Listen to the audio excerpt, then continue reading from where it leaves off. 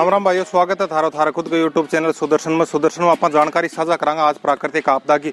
देखिए आज थाने दिखा कहीं कि आसमान आफत बरसी है कि आज को टाइम नहीं है, बी टाइम का माँ भी प्राकृतिक आपदा आ रही है। अब देखो आसमान का माइन बिल्कुल आसमान आच्छादित है, बिल्कुल टिड्डी दल है वो लगातार हमला कर रहे हैं। अब देखिए अब किसान की विडंबना देखिए, किसान को कहीं भी राहत नहीं है, चाहे वो अकाल हो, चाहे भारी बरसात हो और चाहे वो टिड्डी दल हो। छोटे छोटे बच्चे बजा रहे हैं और ये टिड्डियों को उड़ाने का प्रयास किया जा रहा है। और ये कुछ जो थोड़ी दूर में जो हरा चारा पशुओं के लिए बोया गया है उसको बचाने की जद्दोजहद के अंदर है। ऊपर आप आसमान के अंदर देखिए बिल्कुल लाखों करोड़ों की संख्या में, जिनकी गिनती भी नहीं की जा सकती, बहुत ही ज्यादा मात्रा के अंदर ये टिड्डी आई है।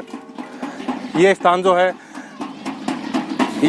है ये अपने झुंझुनू जिला का नांदगाबास गांव से हम आपसे जानकारी साझा कर रहे हैं। देखिए ये साल कितना खतरनाक साल है। पहले कोरोना से लड़े, उसके बाद में चाइना से लड़े, उसके बाद में टिड्डी से लड़ रहे हैं, प्राकृतिक आपदाओं से लड़ रहे हैं। बहुत ही संकट की साल है, लेकिन धैर्य धारण करना होगा किसान का किसी भी तरीके से। अब देखिए आप अपनी फसल को बचाने के लिए किसान किस तरह से जदोजहद कर रहा है। ये तो थोड़ी दूर में गायों के लिए चारा उगाया गया है जिसको बचाने का भरपूर प्रयास किया गया। आप आसमान में देखेंगे तो टिड्डियों का झुंड बहुत ही ज्यादा छाया हुआ है। बिल्कुल जो सूर्य महाराज हैं उनको भी इन्होंने अपने आगोश में ले लिया है। आप सूर्य की तरफ देखेंगे तो सूर्य महाराज को भी इन्होंने आगोश में ले लिया है पूरी तरह से। और सूर्य का प्रकाश कम हो गया क्योंकि ये करोड़ों अरबों की संख्या में आ रही हैं और ये किसानों के ऊपर कहर बन के टूट पड़ा है। ये मान लीजिए कि तो शुक्र है कि अभी जो रबी की फसल की बुआई, ये खरीफ की फसल की बुआई नहीं हुई है, वरना तो कुछ बस्ता भी नहीं, कुछ बरसात लेट है जिसके कारण से, वरना जिन खेतों में इन टिड्डियों का जो है, अब बुजुर्ग कहते हैं कि यदि टिड्डी रात भर पड़ाव ले जाए तो जो उससे उत्पन्न जो अंडे हैं या जो इसको फाका बोलते हैं अपनी भाषा में, यदि वो फाका रात भर भी रह गया तो वो जो उपजाऊ मिट्टी है उसको भी चाट कर समाप्त कर देता है। पेड़ों के ऊपर आप देखेंगे चारों तरफ टिड्डी है और इनसे बचाव का कोई तरीका नहीं है।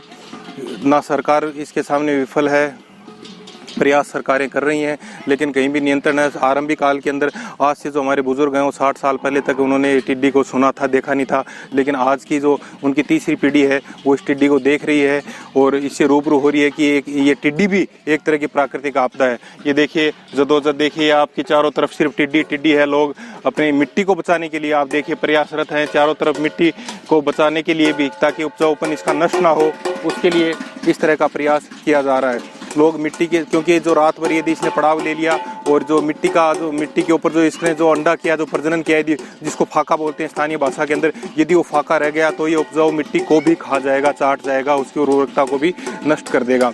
तो रात भर पड़ाव लेने के बाद में ये फिर उड़ान भरती है, लेकिन अभी इसने पड़ाव नहीं लिया है। चारों तरफ आप देखिए आसमान पूरी तरह आच्छादित है, ऊपर तक दूर तक आप चारों तरफ देखिए, दाएं देखिए, बाएं देखिए और धीरे धीरे देखिए। ये एक बिल्कुल अलग तरह का जीव है जो किसानों के ऊपर, ये देखिए आप इस तरह से चट करता है फसल को। ये देखिए आप इसके ऊपर चंद सेकंड रहा है, चंद सेकंड के अंदर ये देखिए आप, ये देखिए चंद सेकंडों के अंदर ये ऐसी स्थिति हुई है फसल की। तो सोचिए कि ये रात भर रुक जाए तो क्या स्थिति होगी। आज के वीडियो में इतना ही। जय हिंद, जय मां भारत।